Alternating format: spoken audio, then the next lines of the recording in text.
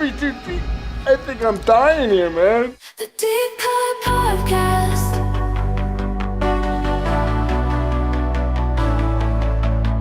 Aw, yeah. It's that time again for another bi-weekly podcast with your hosts, Rotten Roger DeMarco and Evil Dead Inkston. Raj, do you believe in UFOs, astral projections, mental telepathy, ESP, clairvoyance, spirit photography, telekinetic movement, full trance mediums, a Loch Ness monster, and the theory of Atlantis? I believe in anything as long as a steady paycheck's involved. I said that backwards, but yeah, you get it. It's early in the morning, and we're moving on to another, I'm going to air quote franchise, because, technically it's a franchise now. If we classified The Gate as a franchise, this movie technically has 4 movies now to it.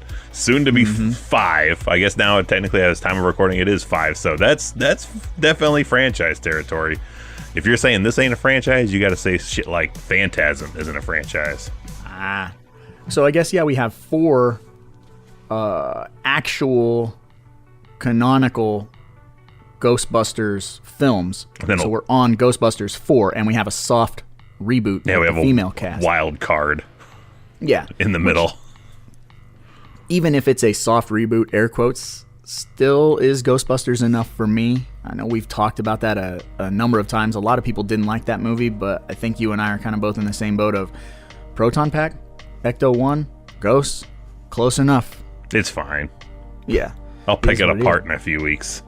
But we're not talking about Kate McKinnon and how awesome she is right now. We're talking about the OG, the trend setter, probably one of the greatest movies of all time. I'm going to go ahead and give it that stamp of approval.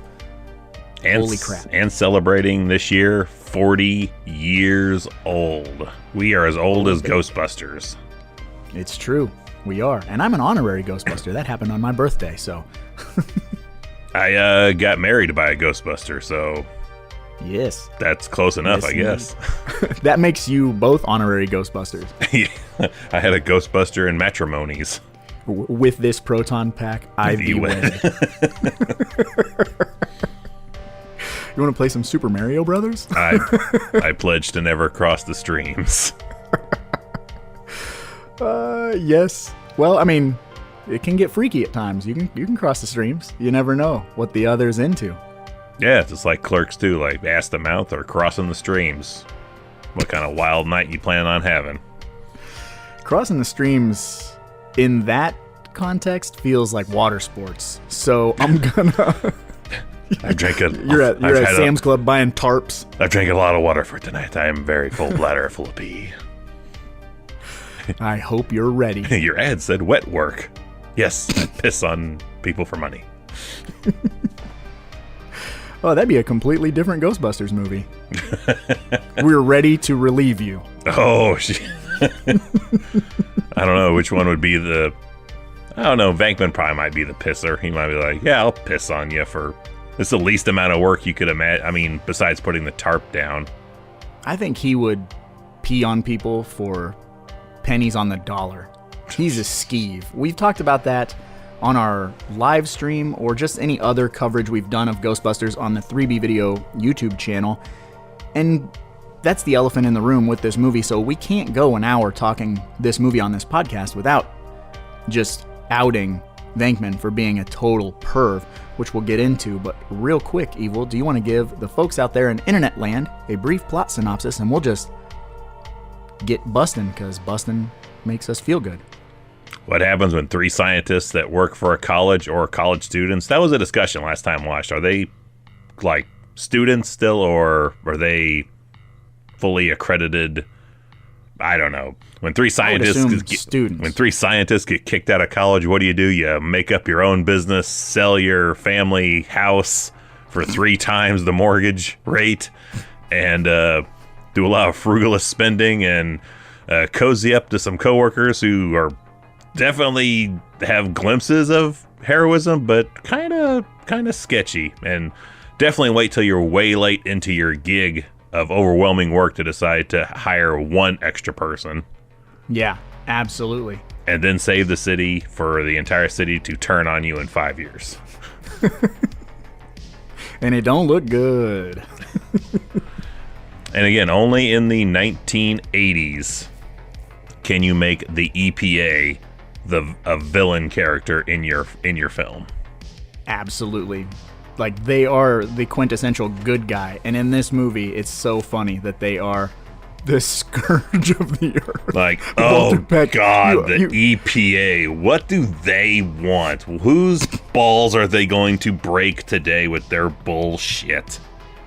Yeah, in any other movie, Walter Peck would not be as despicable. You'd be rooting for him. As we try to look at with 3B eyes, if this was a news story, you would not be going against the EPA. So if the story is the Environmental Protection Agency is investigating, could you imagine reading this in a legit paper today?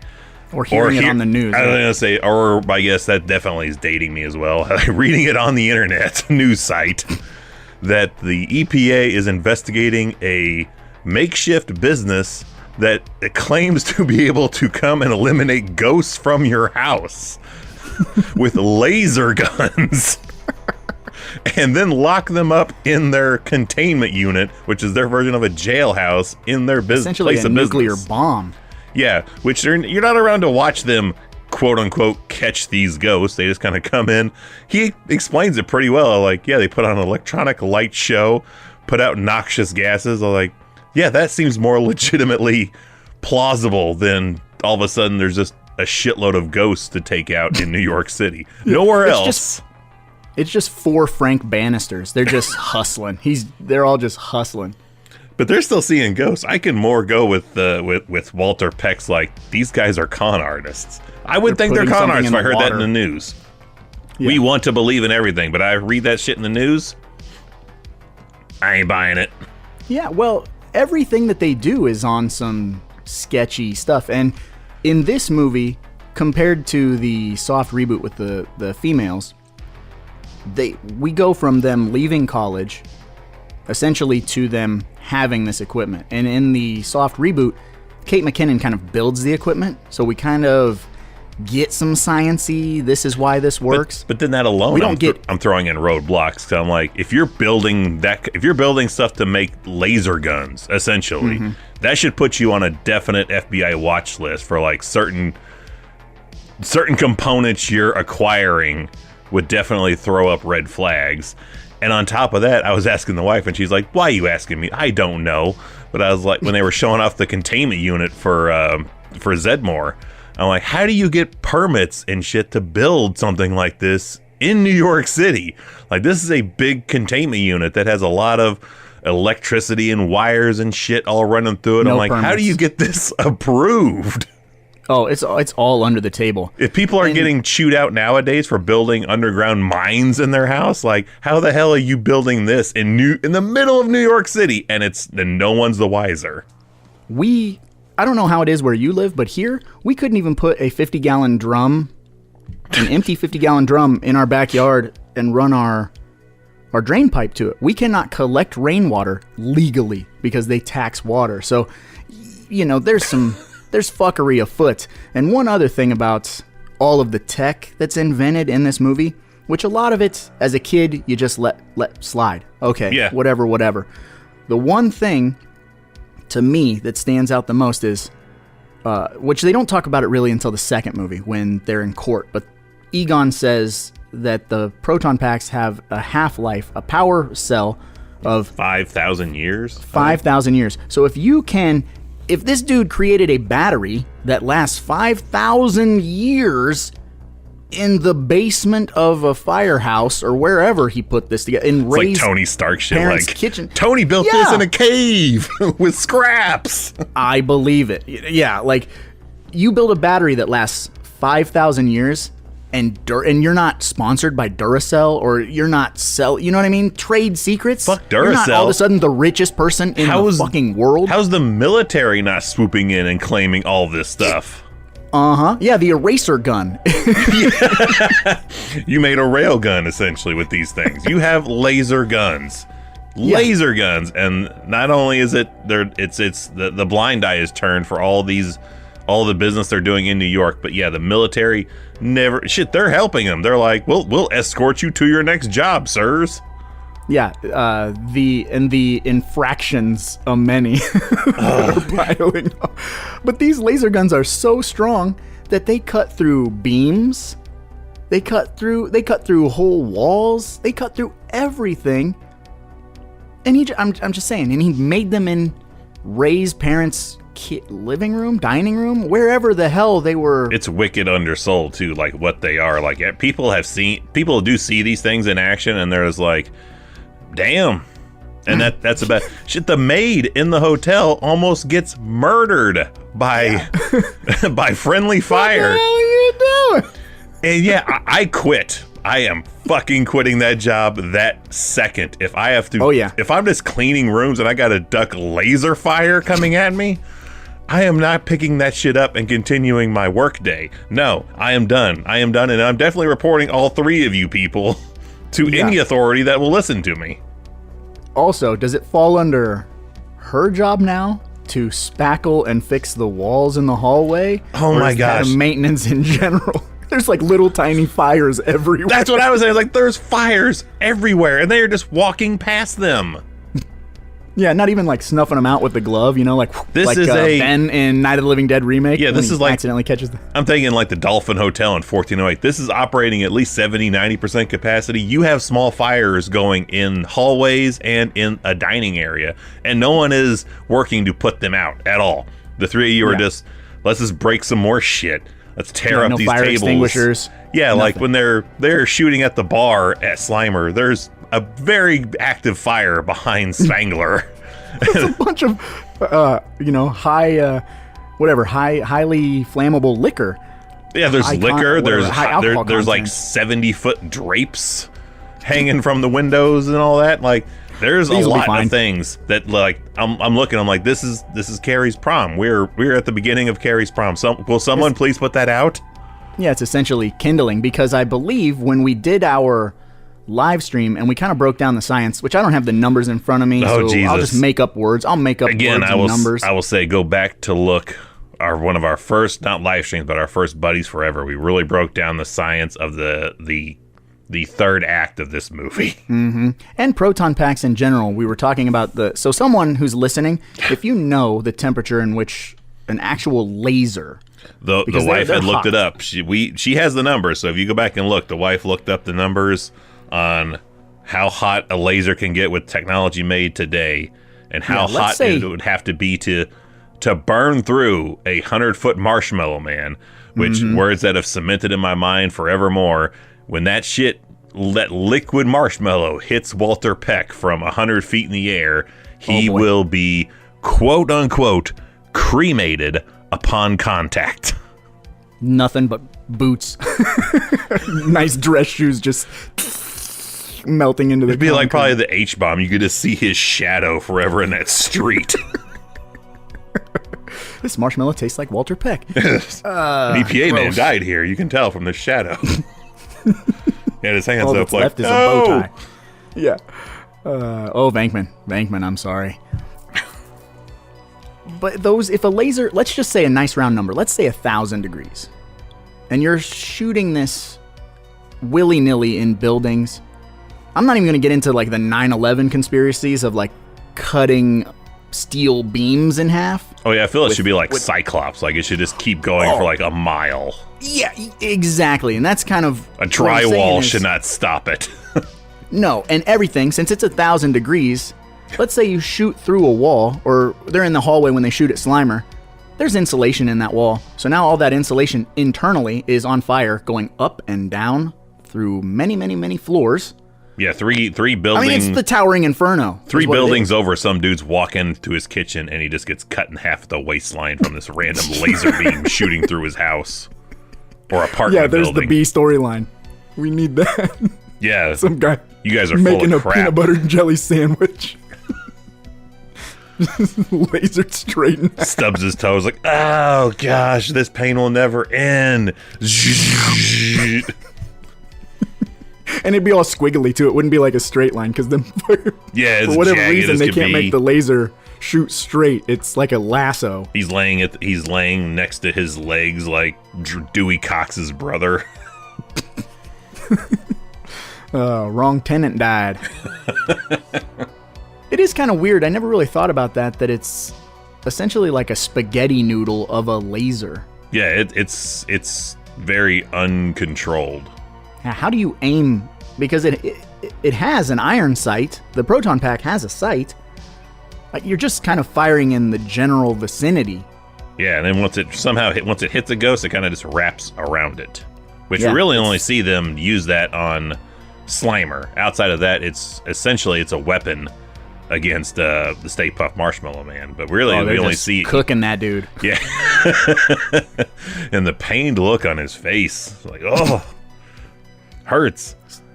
Still, to this day, the third act of this movie, which you said we spent a good two hours plus discussing just the third act of Ghostbusters before. But the third act in this movie employs everything that you and I love, from matte paintings to forced perspectives to miniatures. I love the behind-the-scenes miniature shots. Those are awesome. Oh my God.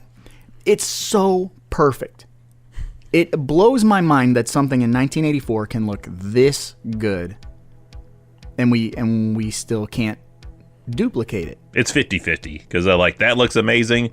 The Gozer dogs leaving Lewis's apartment, like, okay, that feels more like where we are with effects. This feels 1984. I don't know why, for some reason, that still looks more accepting to me than the very realistic looking Gozer dogs we had in Afterlife. Because they look great in Afterlife. I don't know what maybe it's probably just because I'm as old as this movie is that I'm like, okay, that's all right. But yeah, we have both ends of the spectrum. We have shit that's like, that looks better than shit made today, and the other half is like, well, you can definitely tell that shit was made 40 years ago. Which I never noticed, and I just picked this up for the first time in my entire life. And I have seen Ghostbusters Millions. I don't know how many times. Yeah, you and I both Triple collectively digits. Longer than our kids have been alive. That's how many hours we've put into Ghostbusters.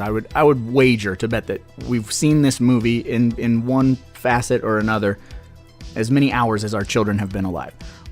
But I did not know that when Slimer is on screen, Slimer is a puppet. Like, a dude is in a puppet up to his waist. So like it's a dude's head and his arms that are Slimer, and he's essentially chroma keyed out from the waist down. They get like a clean plate, and then he's wearing blue, and they chroma key it out. Never in my life have I ever noticed. And then this last watch, when he's at the tray table and he's eating all the stuff. Yeah. If you look close, do you have this on Blu-ray? I do. I do as well, and it's just a cheap, whatever, the $10 Blu-ray. When he's standing there eating at this tray, if you look at where his body ends, you can see the outline of the rest of the person, like the rest of his legs. You can see it faintly there. And I've never noticed it ever until earlier this week, and I went, wow, holy crap. You know, all the stuff in this movie, I never questioned that was not just a real ghost. Because it looks so good, and it looks great, and I was like, yeah, it's probably just something that was actually haunting that hotel. Like, it really was Belushi. It was not that. Yeah, it wasn't anything I was going to be like, how'd they do that? I saw it and I just literally accepted it. Mm-hmm. And I think it was Steve Johnson, right, who was primarily. I'm not sure, but that's the guy who looks like Tony Stark. Sounds. Yeah.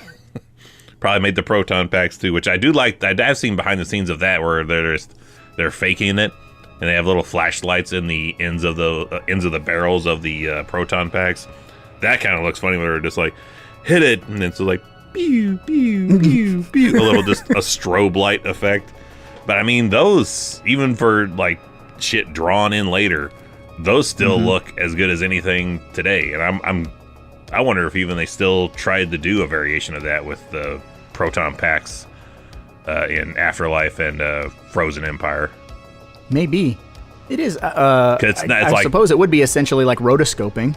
Because there's no need to improve upon it. There's nothing to improve upon it. That still looks as good as ever.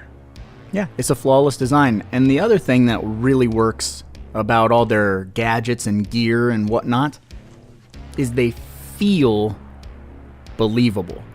As crazy as it is, and you and I are talking about, well, they've got this technology which should not be possible, yada yada.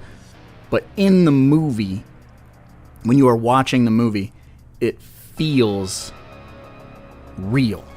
Everything they have, you're like, well, of course they would need this. Well, of course they would need this. Of course they have these goggles. Of course they would wear elbow pads or whatever. Like, all of it just seems...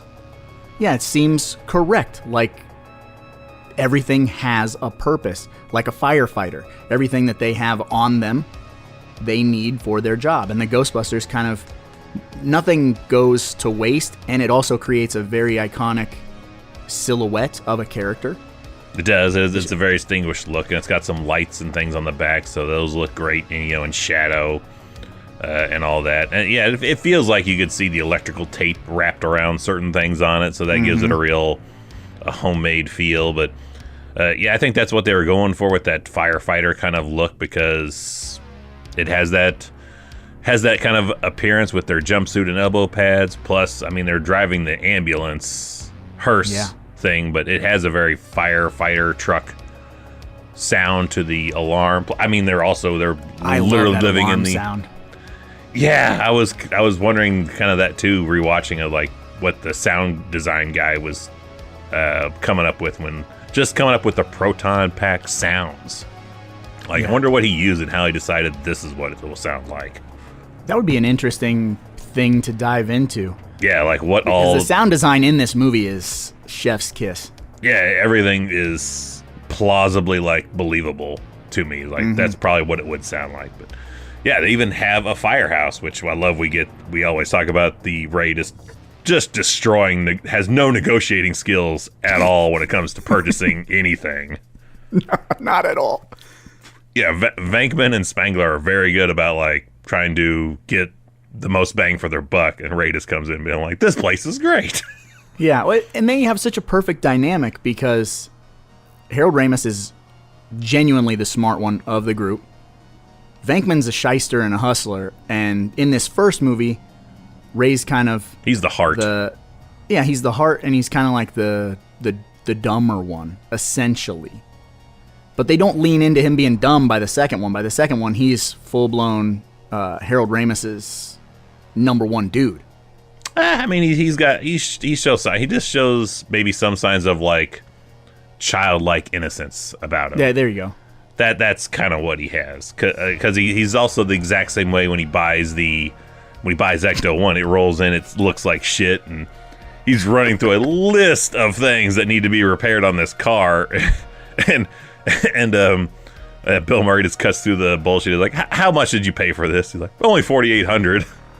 Which is brake pads, which is wonderfully priced today. But I did not do the inflation for 1984 to see, because I'm sure that's probably at least $100,000 in today's money. That's why you only have one arcade cabinet in your firehouse. Yeah, more frivolous spending. They bought a firehouse. They're repairing this car essentially from the ground up, and somewhere in their budget they're like, let's not buy 1, 2, how about 3 different fully arcade cabinets on the second floor, third floor of this firehouse. It's logical. It's only logical. That is definitely, I can't determine whether that is Murray or if that's probably Ray. Ray's the one being like, we need video games in here. In between calls, we gotta have something to do, guys. Yeah, I can't just sleep and don't they have a pool table too? I think so, yeah. Because they play pool in the second movie. Well, they've earned serious coin by then, though. Again, that's where you leave to Spangler and Bill Murray to do the hustling part, which took years for me to discover when they just leave the Sedgwick Hotel and they're coming up for how they're going to charge these people, and we see Spangler doing throwing the 4 like an umpire and shit. Yeah, and like that. But we do have a special on proton charging, so this is the 1,000. So $5,000. Probably again, $250,000 bill for this Sedgwick Hotel.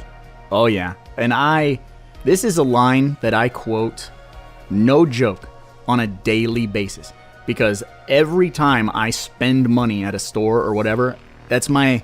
You know how some people, when something won't scan, they're like, oh, I guess I get it for free then. Yep. Like that whole.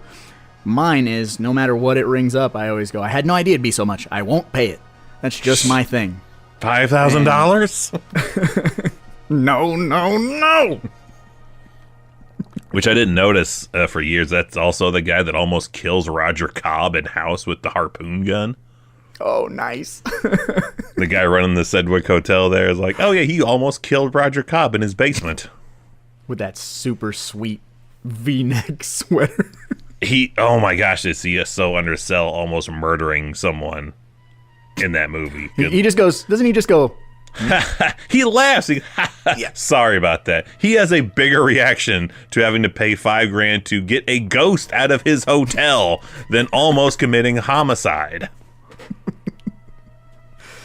Oh, that's so good. God damn it. And then, of course, like top of things of services they need, they hire a what would you call Janine's role here besides that's the phone answering person? Yeah, she's a secretary, receptionist. Sure. Yeah, we'll go with that. Type something. We're paying for this stuff. Yeah, sorry about the bug eyes thing. So she sets up their computer needs. I don't know what you need a computer for in 1984. Probably just tax stuff. You think that? I don't know if they put tax stuff. That's what the filing cabinets are for, man. This is like maybe they were ahead of the time going digital. This is the time of Scream cell phone. Like, what are you doing with a cellular telephone? Like, what do you need a computer for? Play solitaire. Yeah, Oregon Trail. I need to die of dysentery now. We could get bored in between all these calls, man. I feel like one of the things missing from this movie, from when they go to the firehouse and we see how disrepair it's in, as Spangler I know exactly says, what you're gonna say. A demilitarized zone. And when we cut back to it later, it is as spick and span clean as humanly possible. Like, I wonder if there's a cleaning montage somewhere. Oh God, has to be on the cutting room floor, like a Animal House type of or whatever. Any Revenge of the Nerds, I'm kind of thinking. Yeah. You got to put one foot in front of the other, put the other foot down, down, down. Ghostbusting.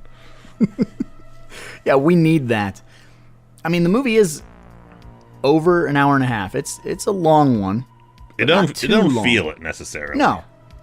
But maybe a 5-minute cleaning montage would have tipped the scale. I think I would have been more happy. I think you could have done it in 120 seconds. Yeah. Straight up. Like, just give me 2 minutes of Venkman rewiring everything in the entire building. Ray Dust. Like he's doing it wrong. Yeah. Kind of like down Periscope connecting wires. This one, hot. Yeah, I see Ray like sweeping all the dust and, like, dusting cans shit under a rug. Yeah, Ray's dusting shit at the that's what's Venkman's doing. He's just sweeping everything under something else. and then Ray's finding it and picking it up, and then you have Egon cleaning like with a toothbrush, like fine tooth comb cleaning perfectly. Yeah, he's cleaning the fireman pole. I don't know if I want to watch Harold Ramis clean a fireman pole. That's on OnlyFans. Well, we'll start doing that on OnlyFans. Watch us polish this brass. My lobby could use a good buffing, if you know what I mean. I know exactly what you mean. How do I get into this shit? Basketball reference, deep cut. But yeah, they clean this place up top notch. It looks like they've had to put as much into that as they did to buying these video game cabinets to make this place look as nice as it does. 100%. Because they could just flip this and probably get 3 times their profit. All depends on the neighborhood, though. You know. Yeah, but which every time they show it, it doesn't seem like a bad neighborhood, because in real life it's not a bad neighborhood. So you can't really make it look rough out there.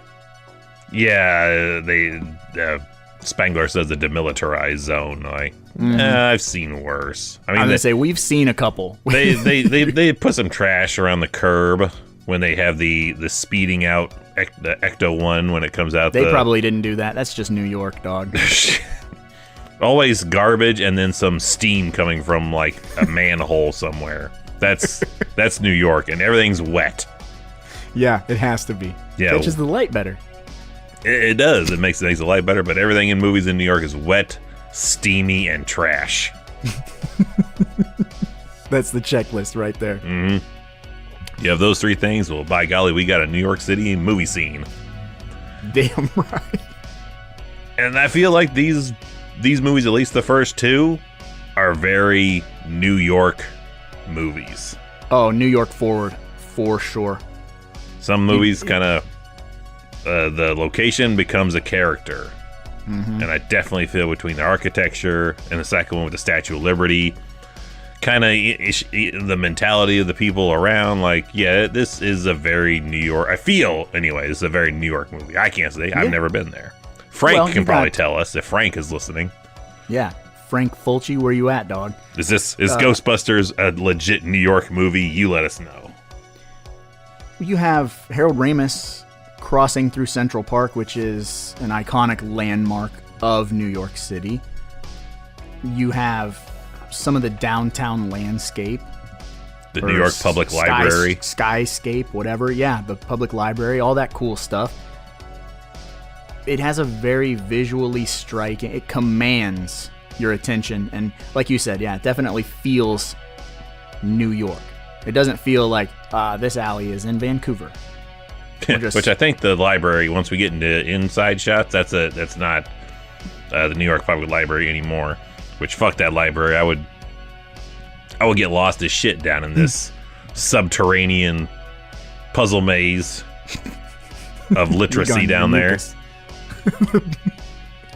I feel like I would take a wrong turn every time. What did you just call it? A puzzle of literacy? Yeah, a puzzle of literacy. Because there's just stacks of books everywhere. And it feels like you turn and there's more books. And you make another turn, there's more books. It feels like it's The Shining, but instead of hedge mages, it's books. Yeah, and what was it? What were those old things called? Before we had computers. The Dewey Decimal System? The glossary? Or whatever the fuck. You pull that shit out and you're like, I need this note card. It'll tell me where this book is. Yeah, that's the Dewey Decimal System, which... That's what that is? Okay, I forgot what they called it. But I won't... archaic. I won't forget because, yeah, we had to learn that shit in school, and I remember the name of it, and I vaguely remember how to utilize it. But I was like, this ain't gonna last forever. Even then, I was like, this clearly will not be a system because you're gonna keep getting new books. You're gonna run out of room on the shelf. Someone could just take a note card and then you're fucked. Yeah, who's gonna stop? Yeah, from stealing a note card anywhere in here? Which I did look. I don't remember where I heard they did that, but the note cards flying out of those drawers was just done with a leaf blower on the other side of the wall. Nice. Just stick a hose in there and blow some air, and there they go. Sometimes the simplest solution is the right solution. Same thing with Return of the Living Dead with the butterflies. Like, how are we're not gonna build animatronic butterflies to flap their wings. Like, no, dummy. Put an oscillating fan just off, like, to the left of the camera. Clearly, when you want something to look creepy, just add wind to it, and it apparently does the trick. Well, that works for New York, too, because all the papers and trash and bullshit flowing through the streets. Yeah. And a character we haven't really brought up yet, Rick Moranis. Originally going to be John Candy. Really? Yeah, as originally they were wanting John Candy for that role, and he wanted to do like I want to say he wanted to do like a German accent and have like these Dobermans with him and things like that. Like he really wanted to take the character somewhere different. And I think it might have been because he just kind of maybe didn't really want it. He was, I think at the same time, possibly getting ready to do Splash. Which would have been a bigger payday for him from the onset, not, in, what's the word I'm looking for? Hindsight? Not hindsight, but the retroactive paychecks you would be getting from the royalties you would be getting from royalties, this. Yeah. Yes. But we got Rick Moranis instead. In his, velour tracksuit. Whatever. It looks. I don't even know. It looks warm. It looks hot. Oh yeah. Yeah, and he says he's working out in that thing. I'm Jesus that Christ. is a sauna suit. That's terrifying. I bet it stinks, and I bet you have to dry it like 3 times. I bet he takes the pants off from that. He could just fling that shit at the wall and it would stay on the wall. Like if you had thrown wet paper towels or something at a wall, it just sticks. Like spitwads. Starts dematerializing as you try to pull it off. Ugh. Feels like it has an AstroTurf kind of texture. You know Astaroth. what I mean? Yeah, you brush it this way, it's dark blue. You brush it up, it's light blue. Like weird. And he's as crazy as anybody. Like he's waiting for Sigourney Weaver to get home just so he can pop outside the door and tell her about his day. And hey, can you want to come over and hang out at some point? Hey, by the way, your TV's on. I tried to climb out on the ledge to climb over to your room to turn it off. Which is very creepy. Which I'd be like, I am fucking moving now. Like you are 3 steps away from like, well, if no, I can't have you, no one can. Get out of here, Corey Cunningham. Which I'll give it. Sigourney Weaver, fantastic. Looks fantastic. Oh, yeah. I don't understand why everybody is just like willing to climb on a ledge or bring excessive amount of sedatives to get into this woman's pants. They saw Alien, dude. I'll give it to you. I can kind of understand it, but still, I'm not climbing on no ledge. Oh, no. And I know we talked about it before. How the fuck did Venkman get a hold of the amount of sedatives that he brings with him when he ends up sedating after she's done possessed by the Gozer dogs? Yeah, and that's Thorazine, correct? The same stuff that they use to. I think when we looked it up, it's like 3 times the amount that would kill a horse. So and he can get his and he brought that to a date that he did not know was going to end in physical possession. Yeah, he's like, well, I got my date tonight with Sigourney Weaver.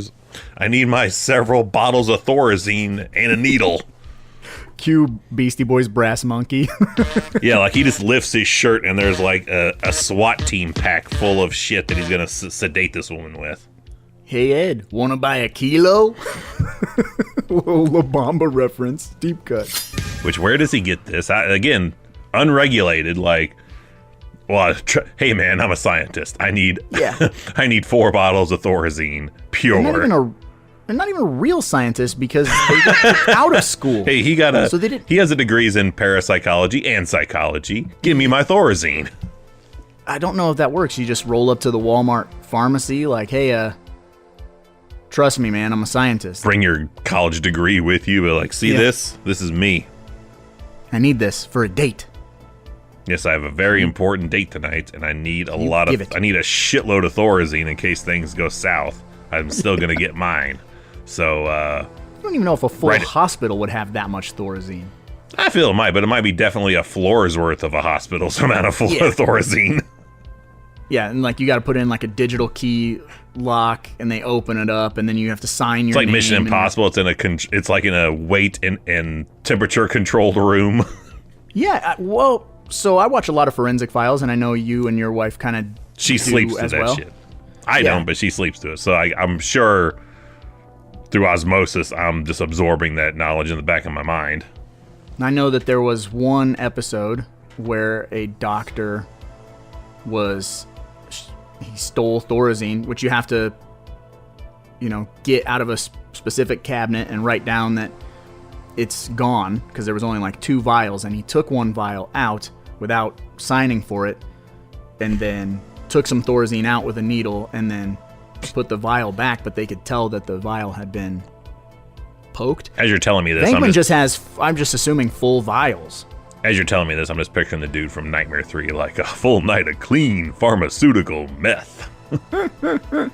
That's the dude Venkman knows at the pharmacy. It has to be. Same guy that's like, nasal spray, need to get tweaked off some epinephrine.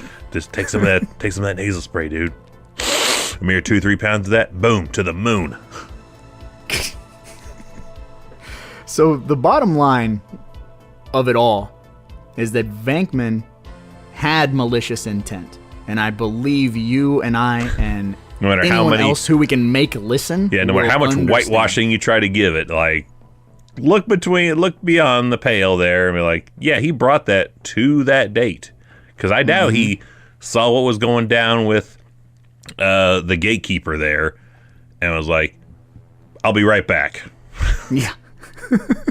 And he's also scouted her apartment once before and has been in every room, and I'm assuming He's maybe medicine outside. He's cabinets. randomly outside of her work. She's performing in the orchestra. He sees her in the orchestra Yeah. and So just he's a waits stalker. outside. Oh, fancy seeing you here. I heard you. I heard you in your row too. I love your work. Yeah, would I just assume since he had free reign of her apartment because she took him there willingly to with his, look for ghosts. with his sniffer tester thing. They hate that. That's right, boys. It's Dr. Venkman. But would it be safe to assume? I'm trying to remember in my head because, spoiler alert, I did not rewatch this in prep for this movie because I've seen it so many times. But this detail is escaping me. When he is going from room to room in her apartment, he looks in her fridge, he's in her front room, he goes into the bedroom. Am I missing? Does he go into the bathroom? Because in my brain I'm thinking he had to look behind the medicine cabinets because they look into her medication history. They look into all kinds of things to make sure she's not full of shit. So he would know. I don't think so. But again, I don't think he doesn't really give a shit there. Because even when she's like, are you sure you know you're using that thing properly? He's like, well, yeah, I think so. The deadpan comedy of Bill Murray is perfection. He probably didn't even turn that thing on. He's just squeezing it and it's doing nothing. He's taking the air's blood pressure. Mm-hmm. I'm sure that has an on high. switch on it somewhere, and he's like, yeah, squeeze. Yep. Nothing going on in here. I am curious how they did that damn those eggs frying on the countertop, because that still looks great, and looks like I'm not sure how they did it. Yeah, I'm gonna look on YouTube and see if Corridor Digital did an episode, because they did one episode a while back breaking down the effects of the new Ghostbusters and some of the stuff in '84, but I don't remember them tackling the eggs thing. If I had to guess,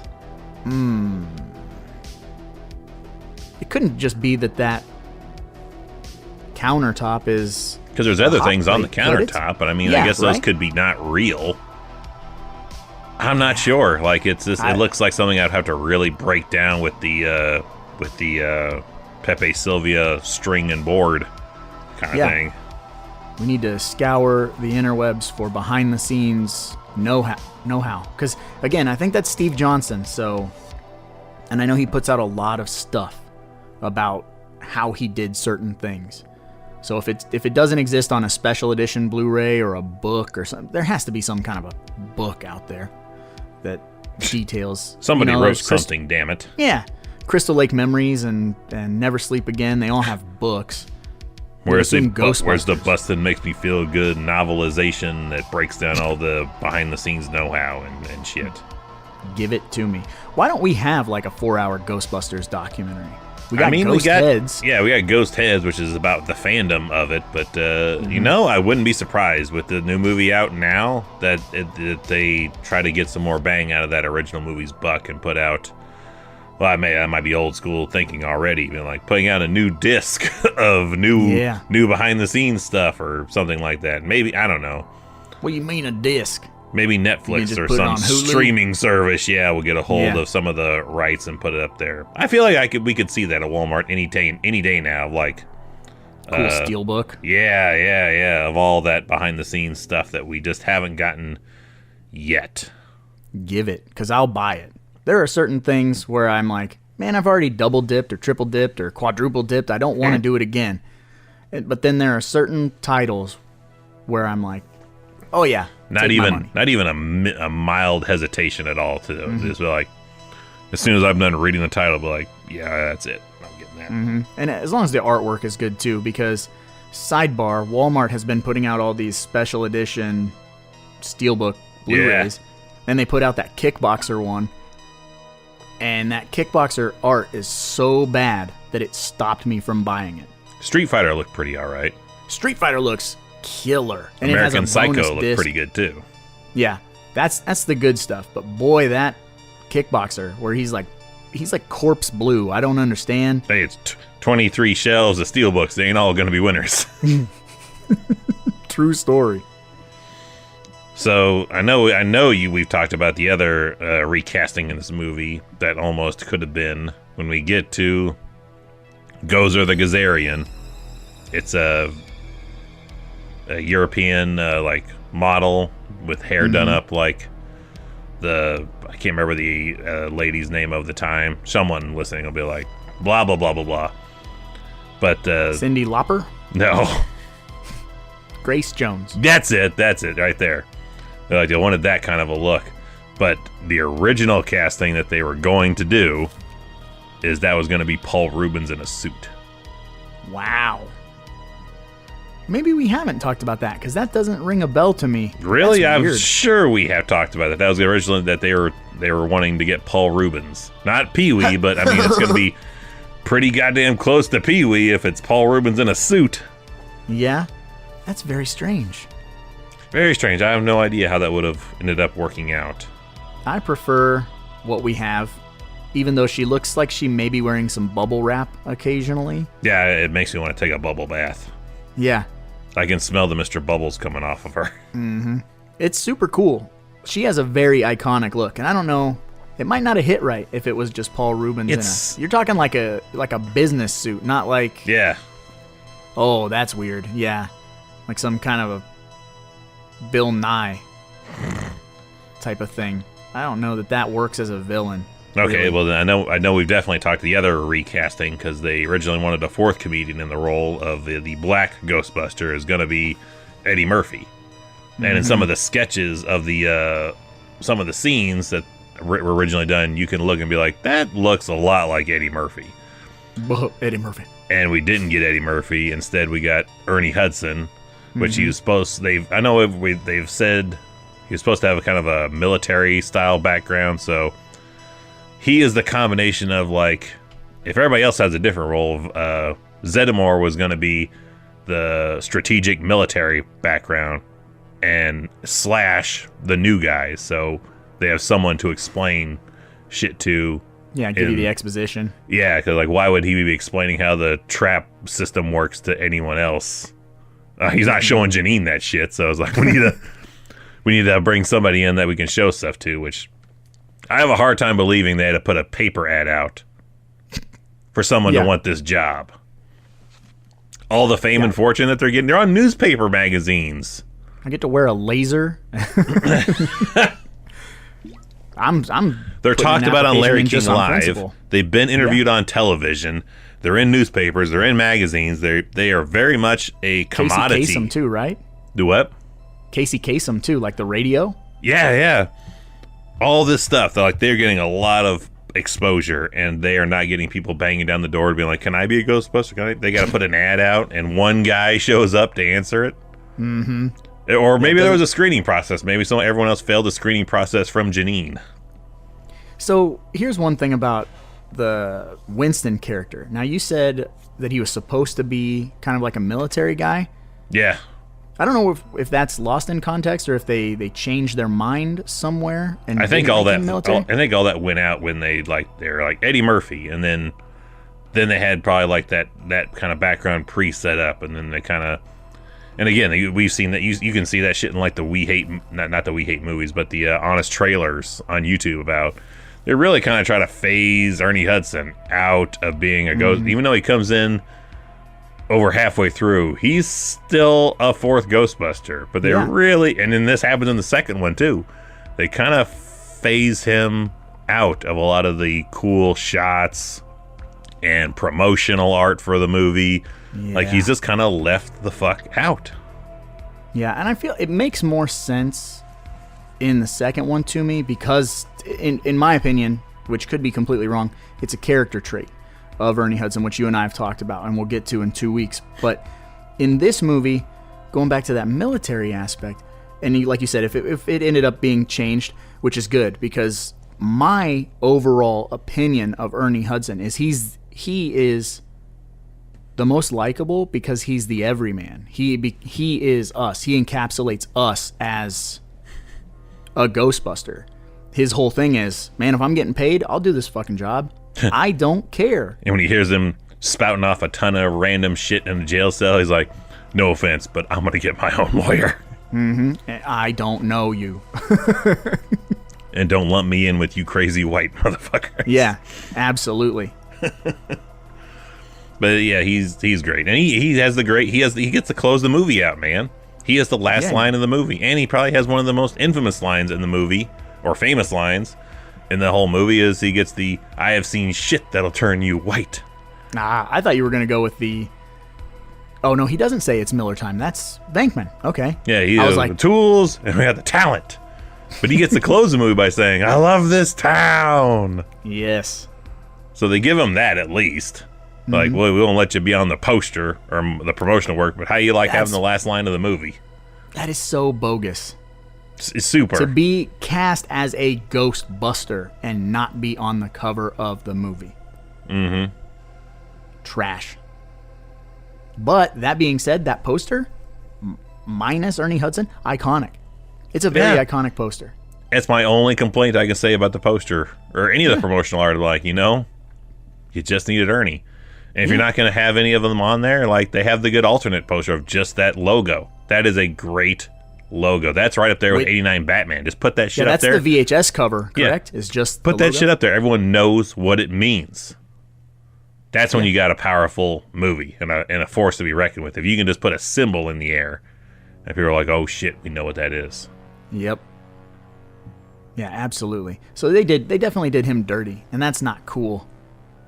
And I feel like I've seen interviews with him saying that jaded him, or didn't, maybe not necessarily hurt his career, but no, because he had a good, like, kind of not like a big leading guy role, but he was a very prolific like second in a lot of things. Yeah. Good and bad, which is weird to see him as a bad guy. He's played a bad guy a few times, even in a Tales from the Crypt episode. And it's like, it's strange to see him play a bad guy because he's really good at being a good... I think in one of the Substitute movies, he's a bad guy, too. He just has a tremendous amount of range. Is it The Hand That Rocks the Cradle, where he's a special needs guy? I don't remember. It's been so long since I've seen that. I was thinking I believe he's kind of like Larry Drake in Night of the Scarecrow. Yeah. Kind of special. Jeff Fahey, hashtag dumb Jeff Fahey style. And I feel like Very he gets likable. I feel like he gets kind of the Ghostbusters treatment in The Crow too. Like, I feel like he's the slept on standout character in The Crow. He's the co-star of The Crow. Yeah. It's Brandon Lee and an Ernie Hudson movie. No one else. But every other name. But I feel because Brandon Lee died, it really kind of overshadows.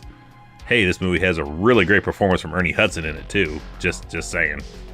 He's almost, I don't want to say in every scene, because he's not, but I mean, he's in a large amount of the movie, for sure. Mm-hmm. And it's a powerhouse of a performance. Yeah. So that is bogus. 100%. I hadn't really thought of that. I never really sat down and thought about the unfair shake that he's been given. Also, sidebar, he plays the lieutenant's husband on Law and Order. Oh, really? Yeah. Huh. So you get to see him there, I don't know, 6-7 times a season back in the day. Yeah, nice. So it's nice though to hear, because I saw, I know I talked about it with you a couple weeks ago. It was on, they're doing promotion work for the new movie, and him and Bill Murray were on Jimmy Fallon, and so and they asked him how some of the how Ernie felt about some of the more wilder things fans have done or asked him to do or be a part of, and we always wondered if he remembered being in our wedding, like walking my wife down the aisleway. He gets the location wrong, but he remembers and brings up the wedding, so Ernie remembers us. That's a nice little feather in the cap. Yeah, that's super cool. My thing is, like, you guys did something so unique and different that, he has to remember that, because, like, how many people are coming out of the woodwork and asking him to do something like that. You know, takes a man to do something like that. Like, I'm sure after he did it being on the news, I'm sure it'll be a bit more times now. But well, we're the first. But you'll be the first, yeah. Well, we're the memorable ones. And it was just because we had no one to walk the wife down the aisle, and we're looking through everyone there, and we met everybody, and we're like, Ernie was really fucking cool. Like, do you want to see if he'll do it? He seems like he might be open to it.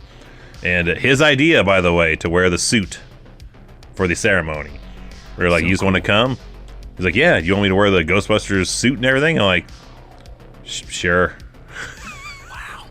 You don't have to, but I was like, sure, if you want to. That would be tits, Ernie. His name on the wedding certificate. Yeah, like, can you sign it as a witness to the whole thing too? We didn't get his signature. Did you have him for do that? No, we didn't do that. I wish we would. I was gonna say that'd be madness. I'd just be posting my fucking marriage certificate everywhere. I wish it was on there, but no. The wife did get his signature tattooed on her ankle, which is funny. It's the same leg that they did the signatures on in the show. Like, Bill Murray pulled his leg up and handed a marker. Like, it's fucked up. That's the same leg the wife picked too. So, just saying. Cool. It's a definite, like, a true feather in your guys' cap. Not only that he was in your wedding, because I remember us talking about that for years and years and years. Like, that's just super cool thing that you were able to make happen. Mm-hmm. But now that it's been years and years and years, it's been 11 years. Mm-hmm. And that he brings it up, it's like, it's super cool for you guys, because not only is it a big deal to you that this happened, but now it gets to be a big deal all over again because he remembers that it happened. And just speaking from how it is when we go to conventions, it's almost like a conveyor belt, of certain people, Tom Savini being a prime example of, like, here's your $40, here's my name on whatever the hell you handed me, goodbye. Mm-hmm. And so there's not really a lasting impression. So to know that you've made somewhat of a lasting impression is probably, like, the coolest thing ever. Like, you get to carry that with you forever. Yeah, he's right there with Mark Patton. Mark Patton set the standard and he has a good mentality for how you meet people. Like, people might meet you for 8 minutes. Mm-hmm. And to you, it's the next 8 minutes of your life. But to them, it's been 40 years leading up to this moment and the next 40 after this. So yeah, be a good whore. We're all whores, honey. Be a good whore. That's right. Polish up that lipstick. Yeah, and Ernie did a fantastic job of, like, making you feel special talking to him. And yeah, the fact that he remembers, probably because we were the only ones doing something that different then. He's like, I don't really know you. We're like, I know, but you've been a part of both of our lives for a long time, whether you did not knew it or not. Yeah. And we don't have anybody to walk the wife down the aisle. She didn't have anybody to do that. And we were just, after we'd met everybody, we're like, it'd be cool to do that. And we went through and, like, who was someone that we really liked and we're looking forward to and wanted to talk to about it. And instantly I was like, let's talk to Ernie first. If he says no, then maybe we'll scrap it or see what's up. But he was open to it and did it. And I still have the video, still have the photos. That's because he's the fucking man. He is, and I'm so glad that he's still doing the movies. Mm-hmm. I know it's tough getting some of them back for the second one, and then Bill Murray. Then the third one. But it's nice that he has stuck with it. Yeah, let's be honest. Bill Murray is a roadblock. He definitely is a roadblock, and it's nice that he got over himself. I mean, I love Bill Murray, but listen, I know you didn't like Ghostbusters 2 all that much, or whatever the issue was, but it's kind of like that whole Adam Green thing with, like, when are you going to make another Hatchet movie? Like, dude, this does not belong to you anymore. As much as you are Bill Murray, you're Peter Venkman. And when Peter Venkman needs to make an appearance, put the jumpsuit on and do the work. Because there are thousands upon thousands upon thousands of fans who hang on every word, every look that you give. And it's kind of nice that we got into this climate of these requels, these reboots, whatever the terminology is nowadays. The flavor of the month terminology. Yeah, whatever it is, because we got Terminator Genesis, then we got Terminator Dark Fate, whatever. We're getting all these intangible sequels that are bringing Alien people Romulus. back. Yes, and we're bringing people we love back. And Bill Murray was smart enough, or his agent was smart enough, or whatever, to make it happen. And now, as a result, we've gotten 2 more Ghostbusters movies with him, even though he was only in Afterlife for 5 minutes, but he still is there. It's enough. So, yeah, it's enough. That's all you got to do. Literally all you got to do now is 5 minutes of work. Yep. And, or, you can pass on like Harold Ramis and we can just CGI you in there. We'll get to that in a few weeks. Yeah, but we've talked a lot about a lot of things in this hour. That's a good summation of our entire show. We've talked a lot about a lot of things. A lot of things. I'm trying to think if there was anything in that 2-hour discussion we did a while back, years back, that we haven't quite hit on in this hour, this condensed version. But bottom line is, if you're listening to this, you're just like us. You've seen this movie umpteen times. I doubt anyone's throwing this on going, I want to hear what they think about this movie from 1984 that I've never seen. Probably not. They're going to be my deciding factor if I decide to watch this or not. So watch it. Go watch it. There you go. Done. You got anything else you want to hit on before we move on to those next segments, Evil? Jeez. I don't think so. There is, but I can't think of them at the moment. I'm sure there's 100 million tiny things. We can always come back down the road. Yeah, do it again. Revisited, yep. Revisited. We're the masters of our fate. Did you think a second one was coming when the first one ended? Did you know it ahead of time or not? Well, okay, so that's the trick, is this movie came out in 84, so it was literally the year I was born. But some of my earliest memories are somewhere around 1989. Like, that's when I really start to remember things. And I think that's also partially due to the fact that my parents filmed everything on home video cameras or took a ton of Polaroids or whatever, so I'm able to kind of access that memory. But I can remember living in our tiny little house, and I know my mom and dad were still together, so it had to have been 88, 89. My uncle brought over his VHS tape of Ghostbusters, and he's like, I think the kid will like this. So I sat down and watched Ghostbusters, and then was immediately told that Ghostbusters 2 Isn't that the best?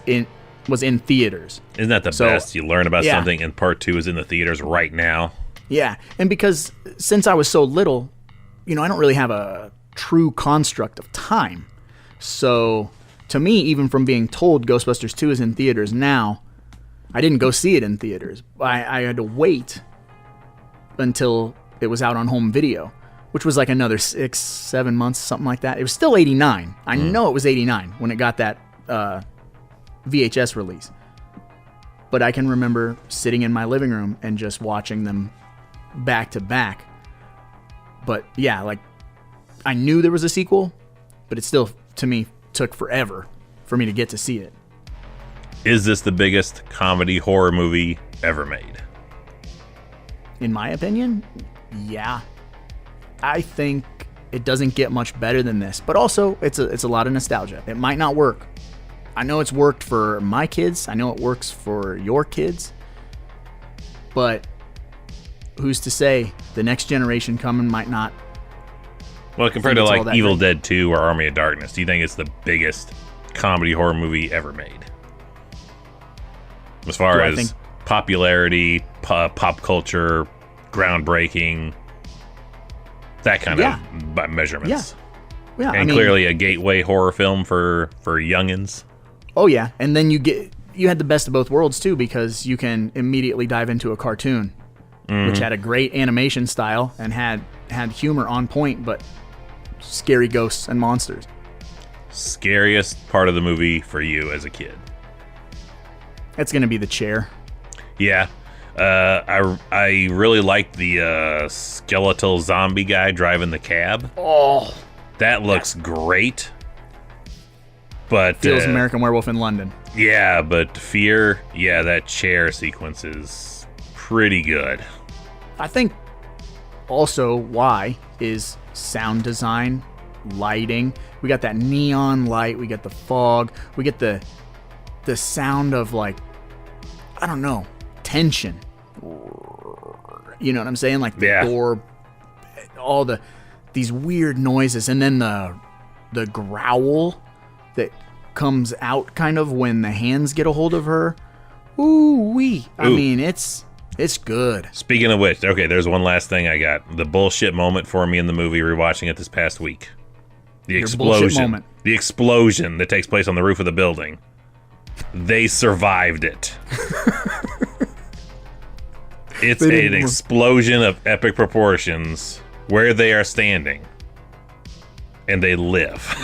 Yeah, they didn't McLean it. They didn't like jump off holding the fire hose. No, that thing is seen for miles away. And they're fine. Yeah, they're just like, whew. No hearing issues, no like blast like from like flash fire, like instant like burning of the skin. Yeah, Like, missing eyebrows. That is a huge explosion. That is an explosion that Can end the world Yeah, by that- their if it's- own admission. Nakatomi Tower ain't got a candle to the explosion that takes place on the roof of this building that they're standing on. And they're just, oh man, marshmallow. And how do they get marshmallow goo even on them? Because it's shooting technically away from them. It's shooting behind them. I don't have an answer for you. That's physics. So how does that marshmallow goo U-turn and hit 3 out of the 4 of them?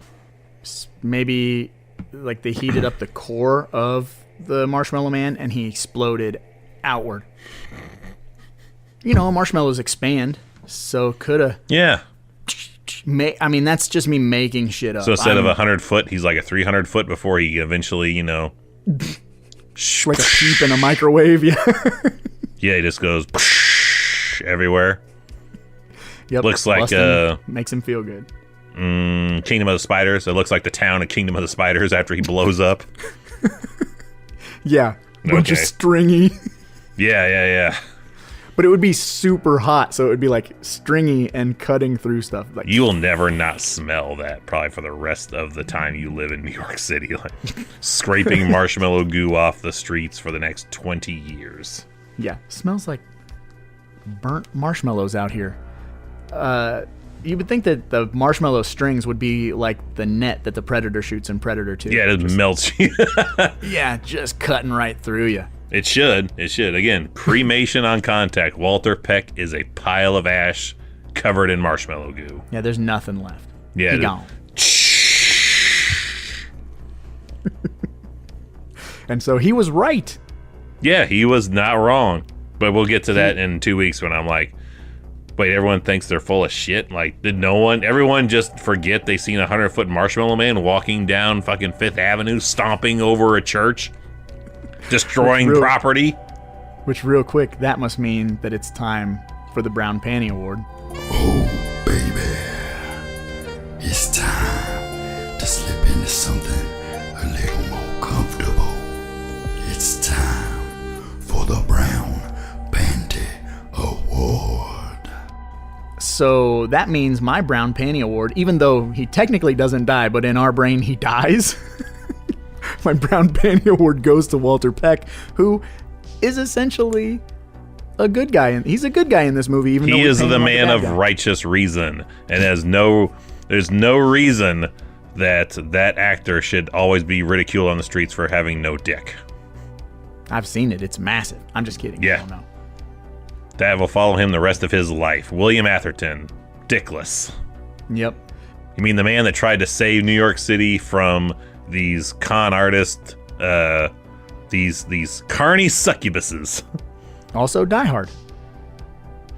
I mean, there he's you go. he's a dick in that one. When he's threatening to Oh, he's bad. He's bad. deport the family just because they're not agreeing to interview the children, he's a dick. But in this movie, he's a good guy. Technically, he is the man of righteous reason. Yes. I just brought up Die Hard because you brought up the explosion on Nakatomi Tower. I thought he was doing But William Atherton movies. Real genius. No. Oh, Biodome.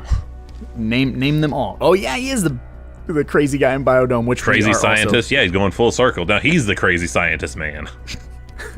Causing explosions. Making the EPA mad.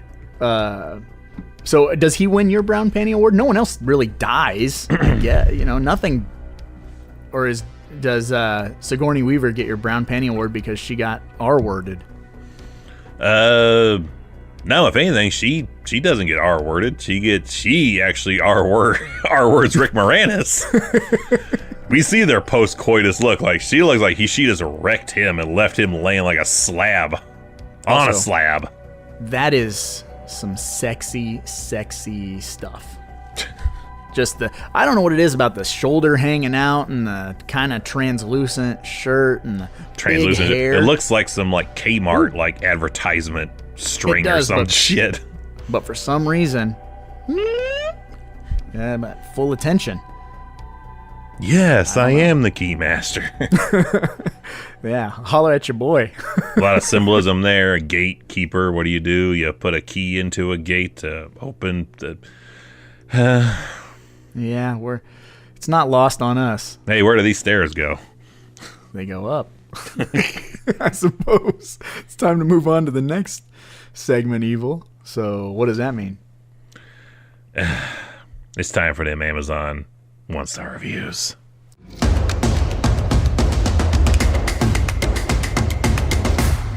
Hated it. Not many, believe it or not. Wow, you don't say. Tons of complaints is- about the picture quality. This movie is like revered. So I have a real hard time. What are you gonna find? 4 or 5 people on the internet who are like, meh, meh, meh, meh, meh. Pretty much. I gotta sneeze. Let it go. No. Look up at the light. Nope. For some reason, lights make you sneeze. Really? Yeah, if you feel a sneeze and you can't get it out, look up at a light. It'll like. I don't know what it is. No. Not working for you. No, I called its bluff. Maybe it's the opposite. Maybe it makes it go away. You're making things Can't up remember. now. Yeah, I'm making it up. John Kay in December 29th, 2023, 1-star. Soundtrack music drowns the dialogue out. Maybe your settings are wonky. That's the kind of shit I'm dealing with on these 1-stars for this one. Real bottom of the barrel insults. Cliente Amazone, August 12th, 2023, 1-star. Extreme Grain. So-called 4K movie looks terrible.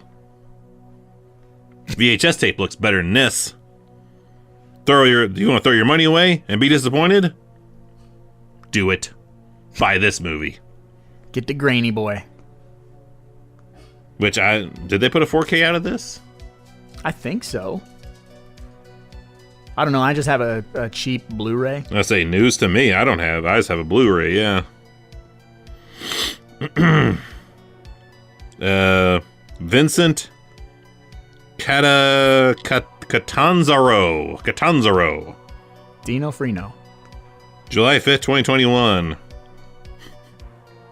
1-star. This is not 4K! This is only 1080p. Worst digital purchase ever.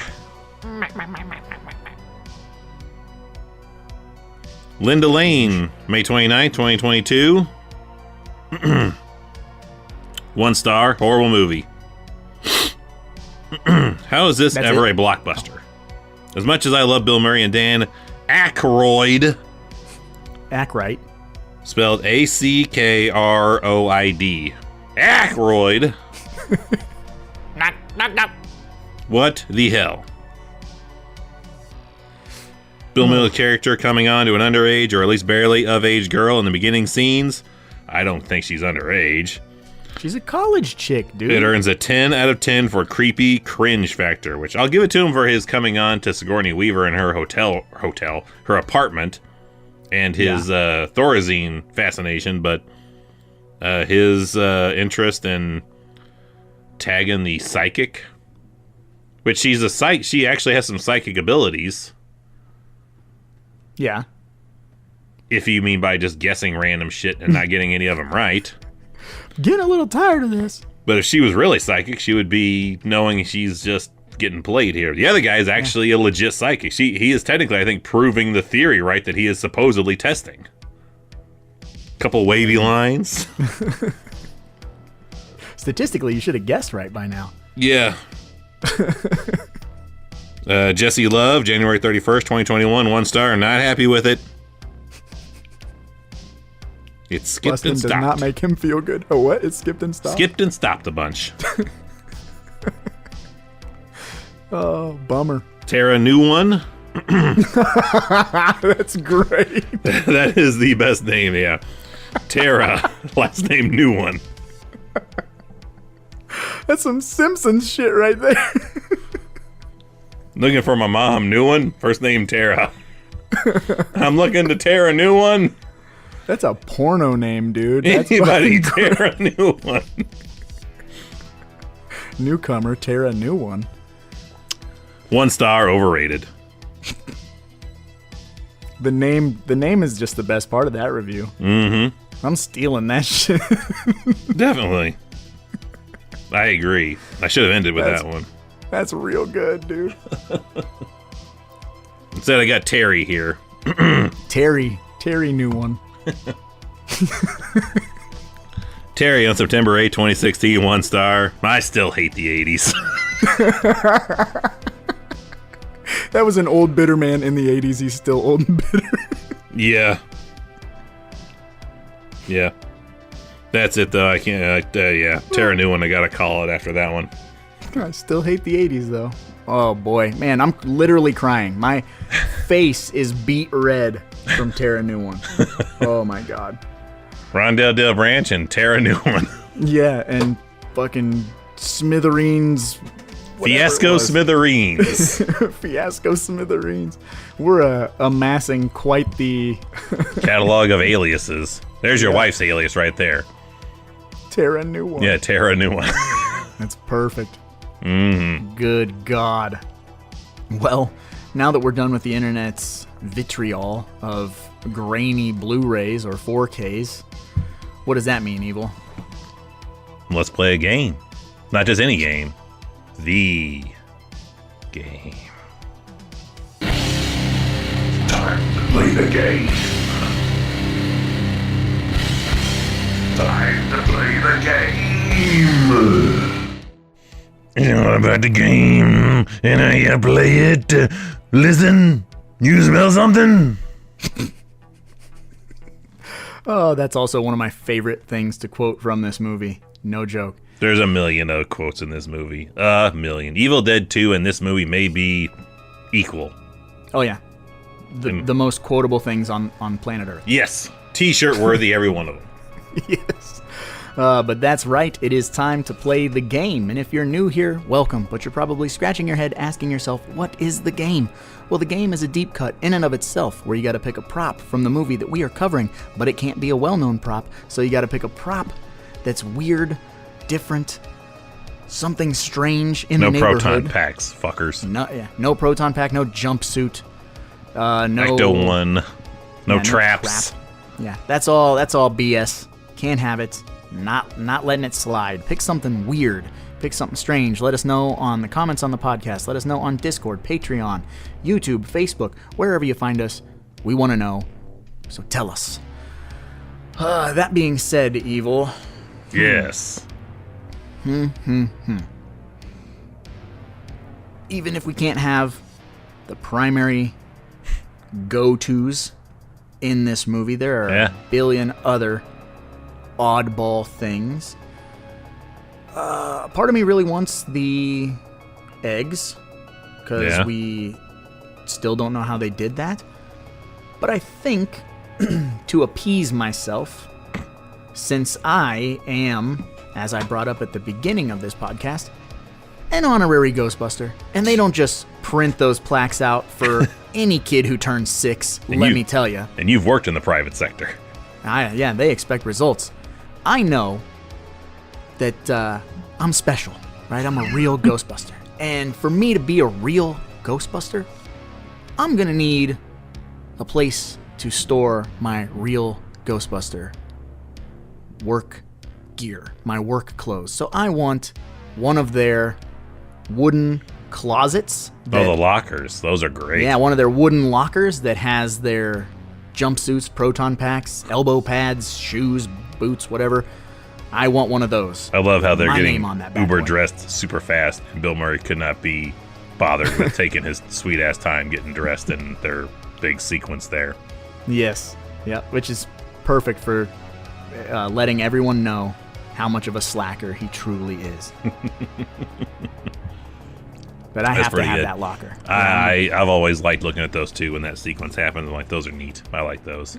Like a really nice stain, and I hate to. Stained I sound wood. like such an old man. Like a really nice grained wood with a cool stain, like a nice Name rich, plaques dark on it stain. and shit. Yeah, it's just sharp. It's Yeah. sharp, man. Let me just have the whole Row of wall them. of them. Yeah. All 3, maybe 4 of them. Yep. And then we just put my name, my wife's name, my kids' names, and then everyone just stores their winter coats and crap in there. Sidebar, in the second one, when Rick Moranis takes a Ghostbusters suit, I'm assuming he's taking it from those lockers. Do they have an extra locker, or do you think he's wearing, like, Zedmore's or Harold Ramis's He suits? has to be wearing a spare. I would assume they're like, kind of like Ernest P. Worrell. You know, everything in his closet's the same. I'd assume there's probably like, because I know when I had, you probably have a bunch of red shirts, but like my work uniforms, I used to have like five or 7 button-up shirts with my name and the company name. Yeah. You know, so every day you take the same fucking thing out of the closet and go, all right, and put that on. I'm gonna put that on.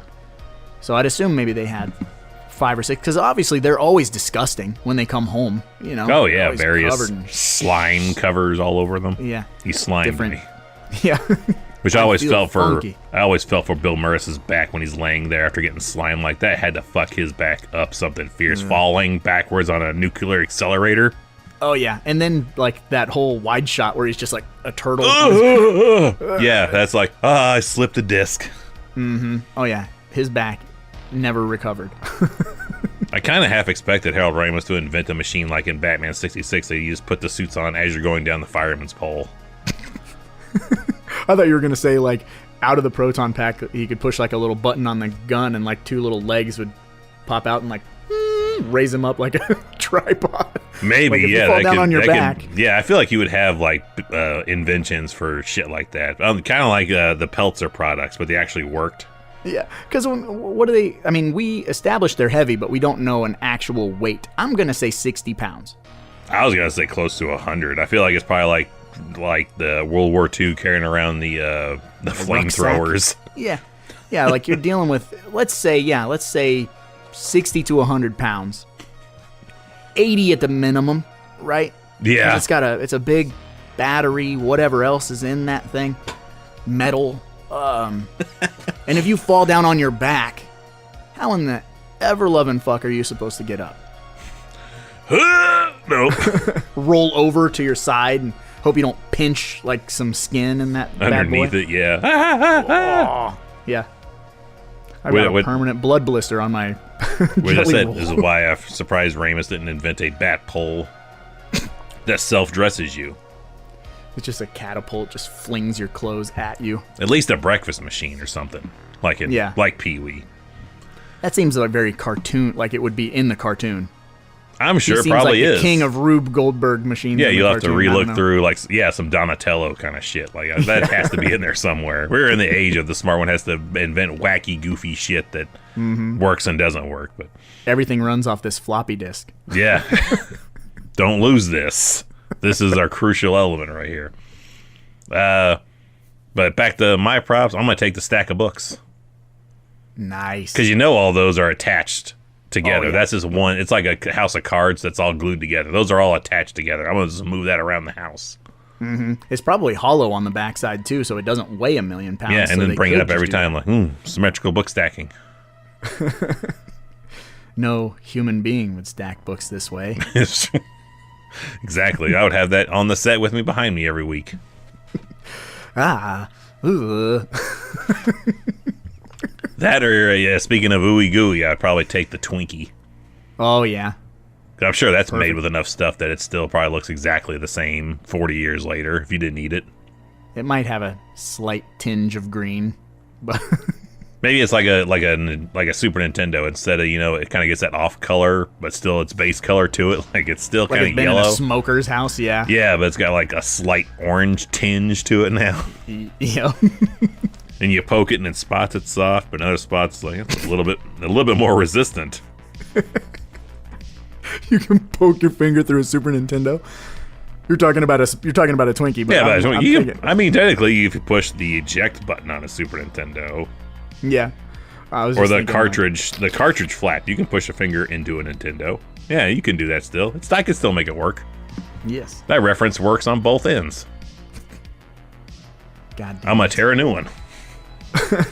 Terra, new one. Terra new one. Please write us, Terra, new one. I full disclosure, when I was grabbing the 1 stars, I did not read that name how it came off. Oh, so it just went under your radar It until did until I literally said it aloud. I guess reading in my mind, I was like, Terra new one. Okay. New hun? And then when I said it aloud, like, oh, I just got Mo Taverned. You just got rickrolled, homie. I did. Oh, that's real good. I'm ashamed. I'm a bit ashamed. Ah, don't be ashamed. It did what it was supposed to do. They got me. Terra got me. I suppose on that note, Evil, we should probably get going because, after all, there's a lot of movies out there and somebody's got to watch them. So why not us, right? Mother puss bucket.